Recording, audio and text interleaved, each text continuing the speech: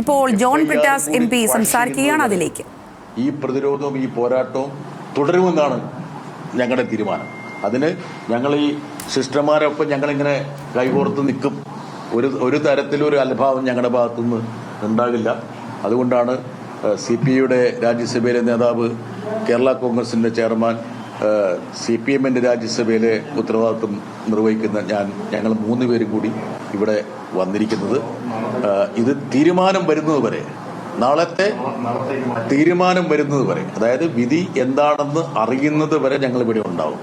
ഒരു തരത്തിലും ഇക്കാര്യത്തിൽ ഒരു അലംഭാവം ഞങ്ങളുടെ ഭാഗത്തുനിന്നുണ്ടാകരുത്. അതുപോലെ തന്നെ ആരുടെ ഭാഗത്തുണ്ടാകരുത്. എന്നുവെച്ചാൽ ഈ ഒരു പോരാട്ടം എന്ന് പറയുന്നത് കേവലം ക്രൈസ്തവർക്കോ അല്ലെങ്കിൽ കന്യാസ്ത്രീകൾക്കോ നീതി കൊടുക്കാൻ വേണ്ടിയിട്ടല്ല. ഭരണഘടനയുടെ അടിസ്ഥാന അവകാശങ്ങൾ, മൂല്യങ്ങൾ, അന്തസ്സത്ത ഉയർത്തിപ്പിടിക്കാൻ വേണ്ടിയിട്ടുള്ള പോരാട്ടമാണ്. ഭരണഘടനയിലെ മൗലിക അവകാശങ്ങൾ ഏതൊരു പൗരനും അവകാശപ്പെട്ട അവകാശം പാവപ്പെട്ട കന്യാസ്ത്രീകൾക്കും ഉണ്ടെന്നുള്ള ഒരു ഇതാണ്. അപ്പം ഞങ്ങളിവിടെ വന്ന് ഈ കോമ്പൗണ്ട് കണ്ടില്ലേ, ഇതൊരു സ്കൂളിന്റെ കോമ്പൗണ്ടാണ്. ഒരുപക്ഷെ കേരളത്തിലുള്ള ആൾക്കാരും കൂടി മനസ്സിലാക്കേണ്ട കാര്യമാണ്. ഈ കോമ്പൗണ്ടിലുള്ള സ്കൂളിൽ 3000 വിദ്യാർത്ഥികളാണ് പഠിക്കുന്നത്.